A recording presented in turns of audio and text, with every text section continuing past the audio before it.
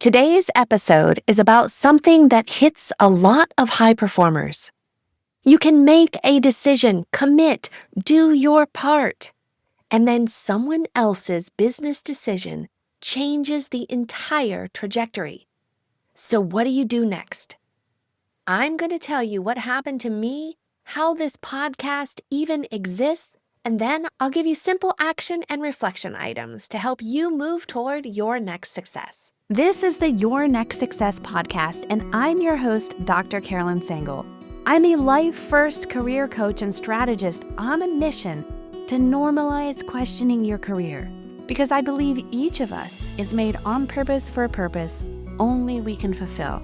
The longer we live out of alignment with who we are, what we do best, and why we're here, the more we miss out, and the more the world misses out on what only we can give. The Your Next Success podcast is where we explore how to build a career that truly fuels your life. We talk about self-discovery, smart job search strategies, professional growth, and you'll hear stories from people who've navigated big career transitions themselves, so you can see what it's really like to make bold changes and feel inspired to create your own version of authentic success. One that is aligned, meaningful, and truly yours. Before I jump in, thank you to the listeners who reached out this past year, who messaged me, shared episodes, and asked for more. I heard you. So going forward, you're going to be getting more weekly episodes, and I'm also adding shorter solo episodes like this one, quick, practical, and built around clear actions you can take immediately. All right, here we go. My podcast host platform, Buzzsprout, just sent me my 2025 podcast recap, and it made me smile because the numbers are fun. Then it made me pause because numbers don't tell the whole story. Last year, I published 31 episodes, had 1,336 minutes. The show reached 47 countries, 376 cities, and had 2,081 audio downloads. And that's only part of the reach, because many people listen without downloading, and some watch the video versions that we have on YouTube, and those numbers were not counted. There's even more to the story. A few of you know this already. Many of you don't. In 2025, I wasn't planning to have a podcast. In late 2024, I had been approached to have an internet radio show with a company that had over 20 years of success, helping many show hosts go from start to something respectable. The expense was significant, especially for a business just starting out. And actually, that charge was the first thing I charged on my business credit card from Chase. In fact, I had to pay in 2 installments because my credit limit was lower than the amount I needed. And I signed up anyway. It was like I had Tony Robbins and Dean Graziosi in my ear. Success leaves clues. And I was willing to pay for the shortcut and to invest in myself and in my business and to learn best practices from those who knew so many things I didn't know yet. I signed up for the pilot series and I got 13 guests lined up. I worked with an executive producer for several weeks of the planning phase, and he helped me with selecting equipment and logistics. And in preparing for that show, I had reached out to some of the current network hosts to learn about their experiences and get their input on what they wish they knew from my vantage point. And then it didn't happen how I planned. Those current hosts told me about some significant changes to the network. As that business was being sold, communication with me somehow had slipped through the cracks.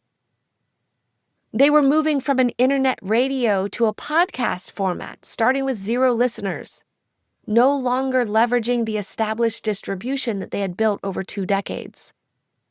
And aside from being pushed out by their podcast host, they would publish on their own YouTube, which had 3 subscribers. I was one of them. In fact, The network had already transitioned to the new format. And so I listened to some of the officially produced shows, and I could hear 3, 2, 1. Wait, let's start the countdown again. Okay, go. 4, 3, 2, 1. No way. That wasn't something professional. That should have been edited out, and it wasn't. So I tried to solve the problem, and I went to the source, and I spoke to the new owner of the company. Yes, there were changes. They weren't able to honor the terms of the contract, and they weren't willing to return the investment I made. I felt a huge pit in my stomach, and I was so angry and disappointed at myself for making such a terrible investment, and was nearly certain I had paid a $10,000 idiot tax. I wallowed in that for a couple hours. Then, my mental fitness resilience practice that I had been working on daily for months kicked in. I did a massive PQ gym session where I did sets and reps of mental exercises to calm, get present, and command my mind to flip from negative thoughts sabotaging my success to a more positive outlook. Everything is a gift and an opportunity. And I remembered. I paid with my credit card, and I contacted Chase, and their consumer protection team got to work. Of course, I had all the documents. I am a trained PhD scientist. Yes, I have the notes, I have the receipts, the records. Their team fought on my behalf, and in the meantime, I figured if I was going to start from 0 listeners in a podcast format, I'd rather do it on my own. So I signed up with Buzzsprout as my podcast host. And I contacted those 13 guests, and 9 of them took the journey with me. And I did it scared, and I did it anyway. I released before I was ready. I learned a lot of lessons, and I kept trying.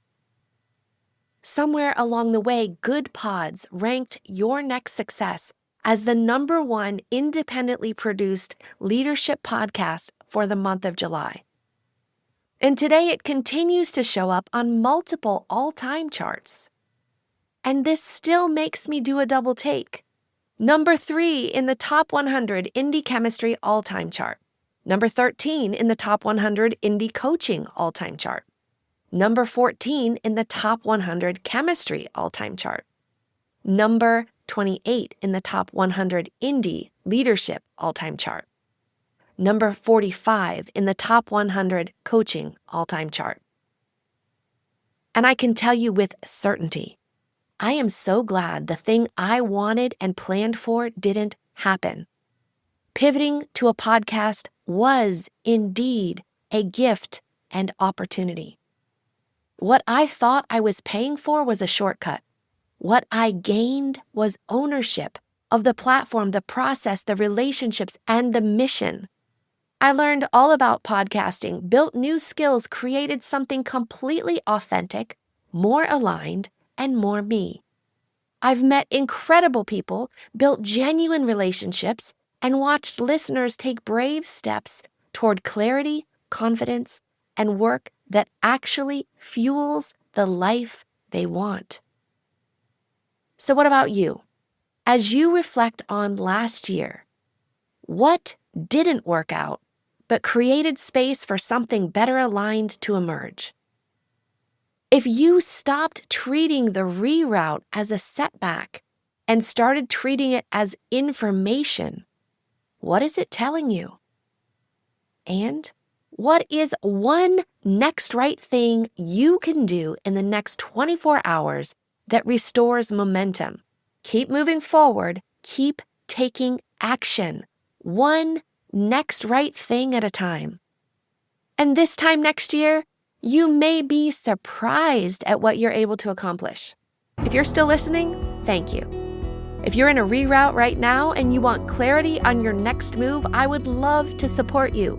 You can book a call with me and we will get grounded, get clear, and map out your next right steps. If this episode helped you, follow or subscribe so you don't miss what's coming next. And if this made you think of someone, share it. That's how these conversations reach the people who need them. Thank you for listening to Your Next Success. I'm Dr. Carolyn Sangle. See you next time.